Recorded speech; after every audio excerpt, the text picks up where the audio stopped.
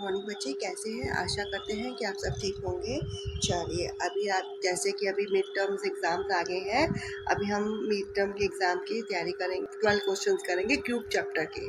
ठीक है, अगर बच्चों इसमें से आपने तैयारी करी तो 60% आपके 60 to 70% आप ईजीली से इसको क्रैक कर सकते हैं।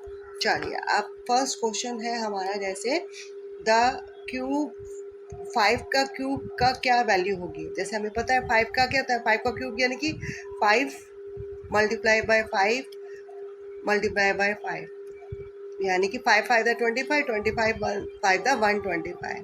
तो आंसर इज 125।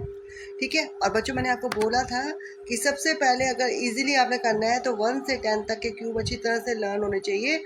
जो 1 वर्ड के और 2 वर्ड्स के, 2 नंबर्स के जो आंसर आते हैं, क्वेश्चंस होते हैं, उसके आंसर 1 से 10 तक के क्यूब में ही होते हैं। तो अगर वो आपको लर्न होंगे तो इजीली से आप अपना आंसर लिख सकते हो, तो आपके अच्छे से नंबर क्रैक कर सकते हैं। ठीक, निम्न में कौन सा एक पूर्ण घन नहीं है। ठीक है, जैसे 27 होता है, 64 भी होता है, 216 भी होता है, 81 नहीं होता है। तो ये हमारा राइट आंसर होगा। जैसे अगर जिन बच्चों को याद होगा तो मैंने आपको क्या कहा था, उसी का आपको वो अच्छी तरह से पता चल जाएगा। चलिए, नेक्स्ट क्वेश्चन हमारा 70 to 9 का घनमूल क्या है। अब ये भी 1 से 10 का है। आप अपना 1 से 10 तक के क्यूब रूट अच्छी तरह से याद कर लेंगे, जिसका आपको क्वेश्चन को देखते ही उसका आंसर आपको पता चल जाएगा। नेक्स्ट 5 क्वेश्चन, ए 64 का क्यूब क्या घनमूल क्या होता है, क्यूब रूट क्या है। हमें पता है 4 इंटू 4 4 इंटू 4 इंटू 4 यानी कि 64 होता है। तो इसका आंसर 4 होगा। नेक्स्ट क्वेश्चन है 9 का पावर 3, 9 की पावर 3 का जो आंसर आएगा उसके इकाई नंबर पे क्या वर्ड लिखा होगा। जैसे आपको पता है, मैंने आपको बताया था कि क्या होता है, यूनिट प्लेस पे अगर सबके 1 से 10 तक में सभी के यूनिट प्लेस पे सेम नंबर आता है, सिर्फ 4 नंबर ऐसे होते हैं जिनके यूनिट प्लेस पे सेम नंबर नहीं होता। वो कैसे बताया था मैंने आपको 4 नंबर याद करने के लिए, 2 और 7। 2 का राम अर्जुन का 2 और 3, और 7 और 8 जहाँ पे अलग होता है। अब जैसे कि 9 है, 9 का तो सेम रहता है, तो उसके कौन सा होगा 9 का क्यूब रूट का क्यूब का जो आंसर आएगा, घन निकालेंगे तो उसके यूनिट प्लेस पे 9 डिजिट आएगा। ठीक है बच्चों, सारी प्रॉपर्टीज अच्छी तरह से याद कर लीजिएगा। मैंने आपको प्रॉपर्टी अच्छी तरह से सिखाई हुई है, और कहेंगे तो मैं इसको आपकी एक नेक्स्ट वीडियो इसके लिए भी कमेंट में लिख के दीजिएगा। अगर आपको इसकी प्रॉपर्टीज चाहिए तो मैं आपको प्रॉपर्टी की भी PDF डिस्क्रिप्शन में प्रोवाइड कर दूंगी। चलिए, नेक्स्ट क्वेश्चन है 34808 को अगर 16 से डिवाइड किया जाता है, आंसर होता है हमारा 213। अगर उसी में कहते हैं 3408 को डिवाइड कर दिया 0.016 से, तो क्या आंसर है? आंसर तो वही आएगा 213। अब इसमें डेसिमल के बाद कितनी डिजिट है, 1 2 3।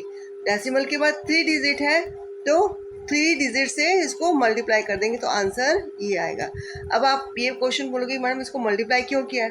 देखो बेटा, जब भी हम इसको डिवाइड करेंगे, अगर इसको डेसिमल को रिमूव करेंगे तो कितने डिवाइड होगा ना 1000, वो डिवाइड वाला ऊपर चला जाएगा तो मल्टीप्लाई होगा।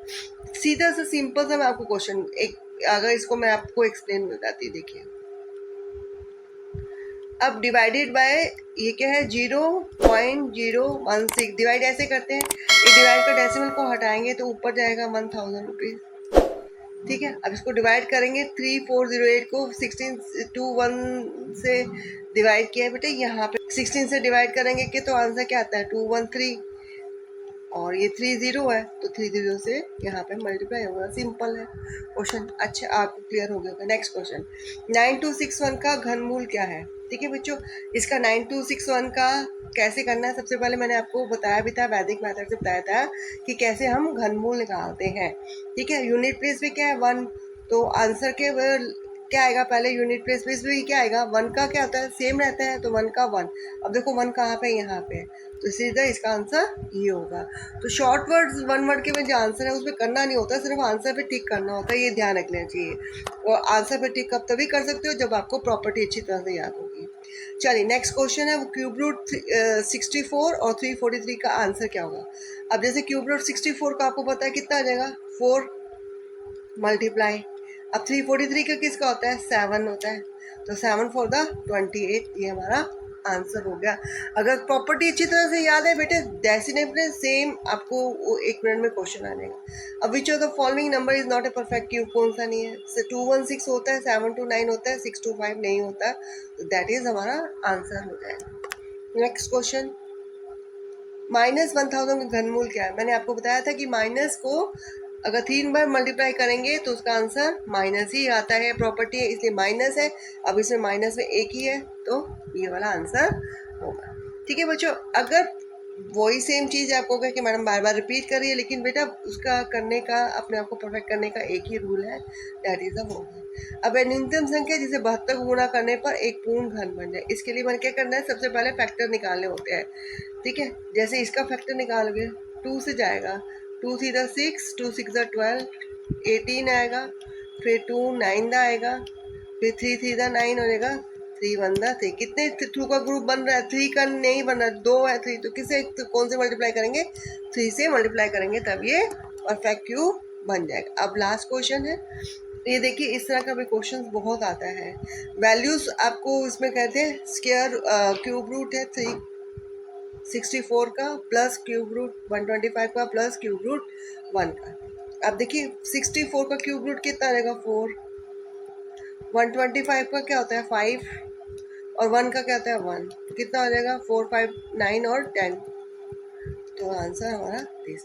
ठीक है बच्चों, अच्छी तरह से आपको क्लियर होगा। इसको अच्छी तरह से नहीं समझ में आया दोबारा से करिएगा, देखिएगा, तो जिससे सारे आपको क्लियर हो जाएगा। ठीक है बच्चों, और प्रॉपर्टी चाहिए तो मैंने आपको बता दिया है कि मेरे को कमेंट में आंसर कीजिएगा, तब आपको प्रॉपर्टी मिल जाएंगे अभी। और नेक्स्ट 2 इसी चैप्टर में से 2